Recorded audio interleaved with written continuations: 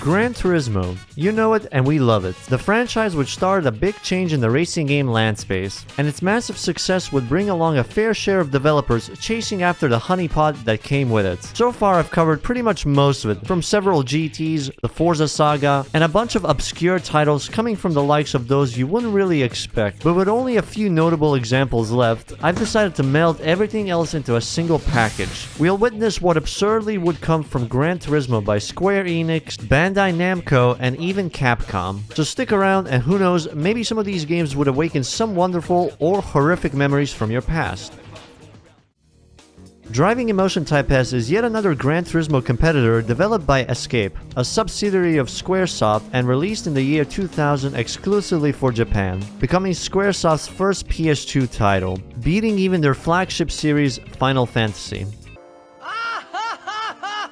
The international release, however, was released 10 months later in the year 2001 with an updated handling model. Despite this change, the game sold very poorly and received numerous praise and criticism. Due to this, the studio was dissolved in 2003, with this game being the only thing they produced. It's certainly a questionable move considering even the likes of Sega still gave Sega GT another try with 2002, but I suppose Square is just a lot more ruthless in their business strategy. Even more so with the similar approach both this game and Sega GT would take with their design, from the track design, difficulty, and bizarrely enough, even the handling, which has given me a level of interest for this experience. What driving emotion will this game provide?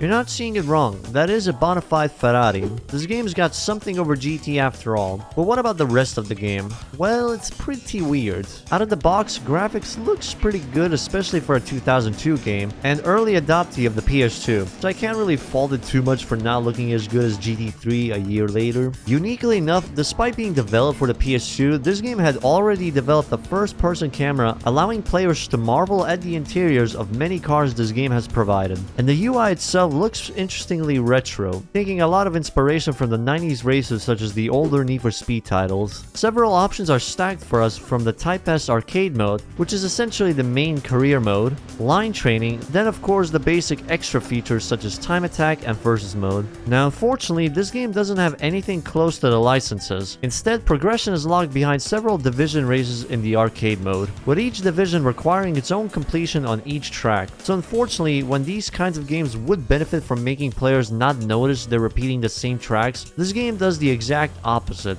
Without other race types aside from the Gymkhana autocross events, this game does not offer much depth with its content, or its gameplay, because there's very minimal penalty for driving off track as well, so you'll often do this. But even if you cheat with all your might, it won't be enough to deal with the AI. You can't Forza them of course, but it won't help much once there's a single AI being 5 seconds ahead of the pack. But even this is not consistent. The AI behavior wildly varies depending on the track. Sometimes you'll have a breeze dealing with the opponents and feel like Verstappen, but other times the game boosts the AI so much that you feel like Logan Sargent. And unfortunately, there's not much you can do to deal with this other than switch cars, as the game features no form of currency and no methods to purchase both cars or upgrades. Instead, cars are earned by winning races in the career mode. But the big elephant in the room is the handling. If you want to know how it feels like to drive on soap, this game will provide that experience. Sega GT may have its bad handling rear its head on bad factory car builds or high-end cars, but here, even the early cars will slide on a consistent basis. Doesn't even matter what drivetrain it is, what tune the car has, or what the performance level is. It truly lives up to the name.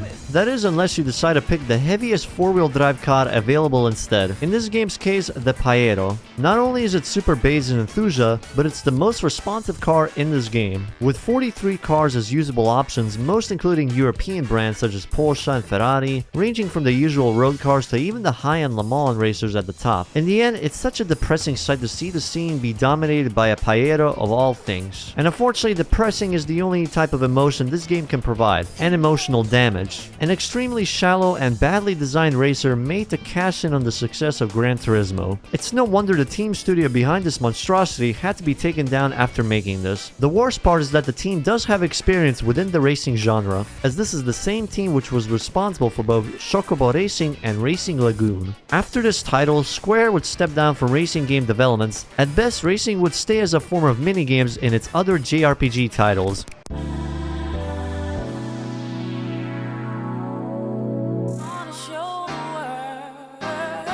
Now for this one. It's specifically developed by Namco in the year of 2003 and 2004 for the EU, for the PS2, GameCube, and Xbox. The title itself is developed as a spin-off to the then popular series Ridge Racer, with its unique selling point being the alluring story mode. The writers certainly knew how to get the audience's attention. Aside from that, the game features a complete opposite of what Ridge Racer would offer with its high-paced arcade gameplay, and instead features a more realistic handling utilizing several real-life tracks to complement said handling. The game overall received an average reception and would also sell poorly, unsurprisingly. People expected a follow-up to Ridge Racer 5, and they got this instead. But regardless, this game should be judged by its own merits. And where else to start but its massive story mode, Racing Life, where we followed the life of Rena Hayami, a paramedic or ambulance driver who became a professional racer. The story itself is separated by 14 chapters, with a linear selection of races and several car options, starting with the simple Motegi ring in the Pantera, followed up by rally races and even some straight drag races as an option. While the handling itself is at least better than driving emotion, it does have its own quirks. The cars are super grippy, but with leftovers from Ridge Racer where the car will happily drift once braked or the gas is let go. Also, something neat is you can fine-tune the car mid-race, in case the car controls weirdly for your preference. It's something that needs to be adapted to, as this is technically a somewhat okay mix between a simulation and arcade. While you do get used to it, meet your ever-lovable coach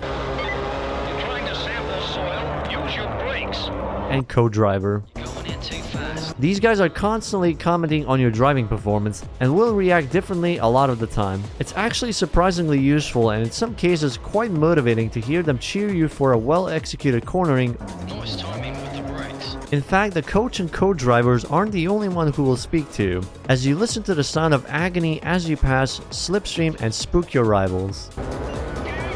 Although I'd recommend putting difficulty on hard, just so all of these mechanics truly shine, unless you particularly want a simple, relaxing driving game. The game will provide several unique challenges, with some races requiring precision, such as the Fiat 500 challenge. Throughout the story, the player and Arena start to gain some action with her rivalry with Gina and learn more of the corruption within the FIA, with races being rigged baked into the gameplay. Ignoring all the fillers, the team gains some independence throughout several deals and races. Reina earns Gina's respect, and then the game just ends there. And also some interesting cutscenes. Another big plot points as well. Remember, people sat in a boardroom and this is what they thought was very, crucial for the story. That was the most essential cutscene in this entire video game. The neuron activation was mandatory.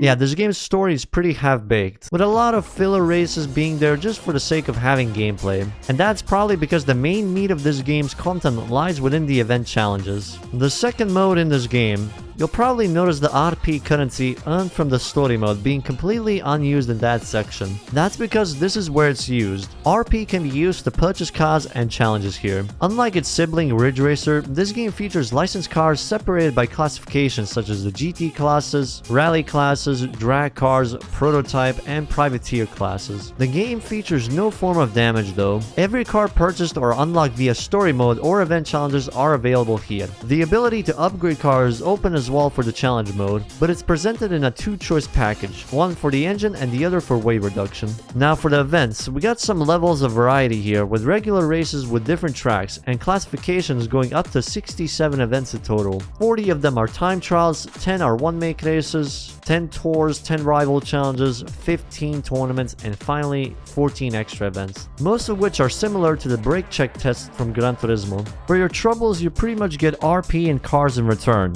The problem is the amount you gain versus what you originally spent is very disproportional, but cars require a minimum of 100,000 RP for purchase, which unfortunately is pretty much the only other thing this game has to offer akin to a career mode. Otherwise, we have the usual arcade mode, time attack, and versus. But then we also have the garage, where we get to see every owned car, watch saved replays, and of course rewatch every single cutscene from the story mode with the addition of some demos saved by the developers. These are the same cinematics you'll see if you stay idle in the main menu for a bit, and they feature some questionable driving, and that is all this game has to offer. Aside from the story mode, there isn't really much to write home about, as even the challenge events are quite badly implemented with its RP requirement, but of course being made with the spirit of Ridge Racer pretty much means the game also has quite the positive with its characters, dialogue, and even the music. So at the very least, it's not on the same level as Driving Emotional Damage Type S.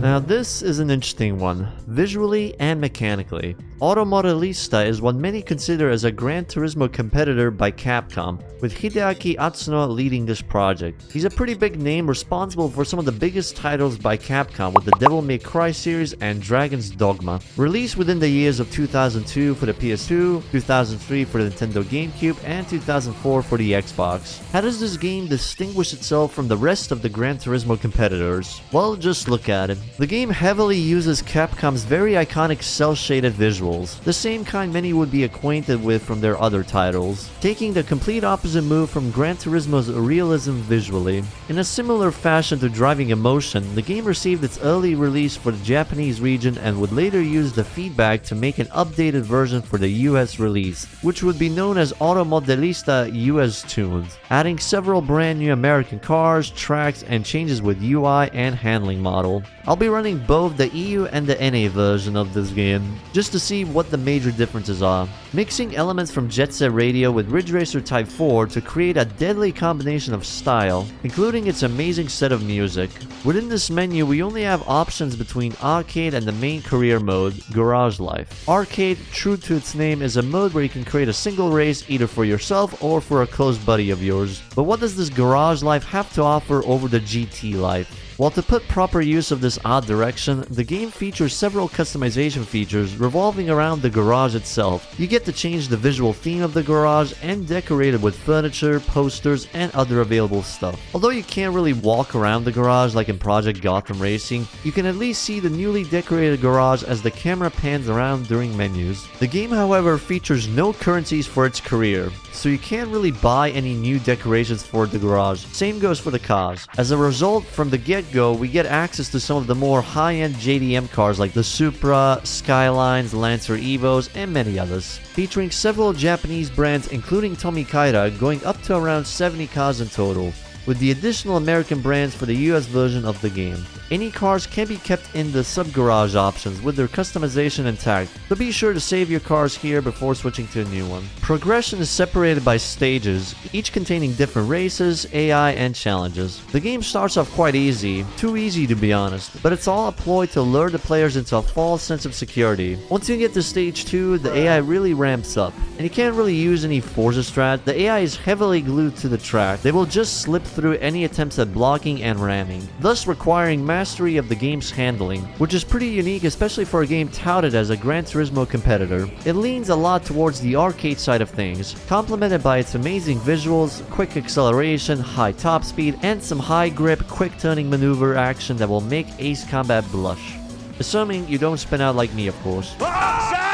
Especially with the amount of toge tracks populating this game's track list, featuring the Uraroko and Akagi mountains. But if you're more into normal racing, then there's the official track Suzuka added into the mix, and several options of road tracks with Osaka Highway and East and West Tokyo, with one secret track unlocked after beating the Garage Life mode called the US Dirt Track, with many bumps and jumps resembling a rally track. You also have the NASCAR track for the US version. It's not much, but with the toge tracks having both downhill and uphill variation, the challenge and tuning required can vary from time to time. Nonetheless, there will be a lot of repeat tracks, especially given the progression of Garage Life itself is separated into 7 different stages, with AI opponents really ramping up with each stage. And the reward for your hard work would be in the form of unlockables such as visual upgrades alongside some cars here and there. No currency also means free visual and performance tuning. You just gotta unlock them with the progression. Performance tuning can be done normally or with the easy way. Easy tune-ups are basically pre-packed performance upgrades, separated by every track available in the game and different settings of said track. Other options are available by choosing between an acceleration or top speed build and grip or drift builds. But if you got a savvy hand and are pretty great at manual tuning, you can go and take a crack with the classic tuning mechanic. Visually, we get the option to change stuff from decals, body kits, paints, and stickers in the dress-up menu. Just like performance upgrades, there are several top secret options unlocked later. There aren't that many options for decals and body kits though, with each COD having their own special visual customization options. You'd have some crazy looking cars populate your garage. But if it's still not enough, then the body paint option is usable to paint each part of the bodywork, and you can create custom stickers using the drawing system.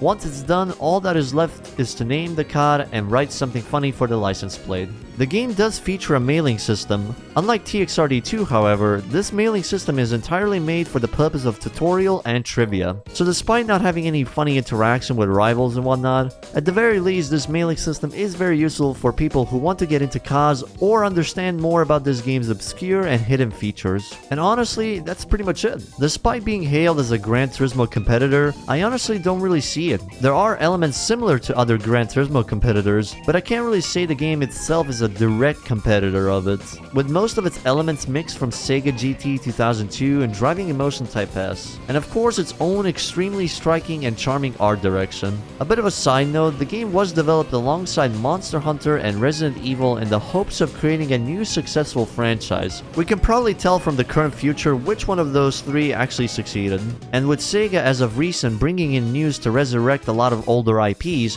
maybe there's a chance that Capcom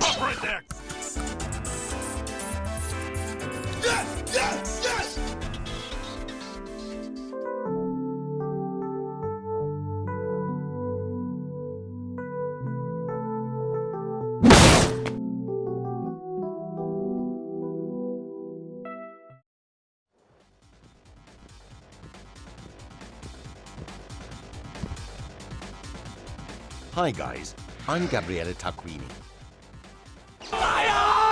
Developed by Milestone, the same developer of Squadra Corsa Alfa Romeo, which I had covered in my manufacturer video, and released in the year 2006 for the PS2 and PC. Bizarrely enough, this game was marketed as Corvette GT Evolution in America, but unlike the Alfa Romeo title, there's no brand exclusivity whatsoever, as the game features a ton of brands from every single corner of the planet. Interestingly enough, this game starts off with a tutorial by two-time British touring car champion Gabriele Tacquini, teaching you the basics of driving, the health bar, the tiger drop mechanic, and yet another spook mechanic, all while this cursed Corvette spooks you in return. While it's arguably quite overbearing and tedious, it serves well in teaching players on the core mechanics they will be dealing with, utilizing actual footage from the touring car championships as example. Just like with the Alfa Romeo game, this title features an interesting usage of the term CarPG, with the driver stats dictating the resources they have during career races. So depending on your views, the initial talent pick can be seen as one of those RPG classes. Also, just like the Alfa Romeo game, this one will punish you for touching grass. You'll develop the skills even more with each event, which can range from the regular season career or challenges. Career featuring your usual races with fixed cars, separated by set races within a season and separated even further with seasonal tiers. Challenges can get quite unique with intimidation knockouts, break timing ones, drafting challenges, and many more.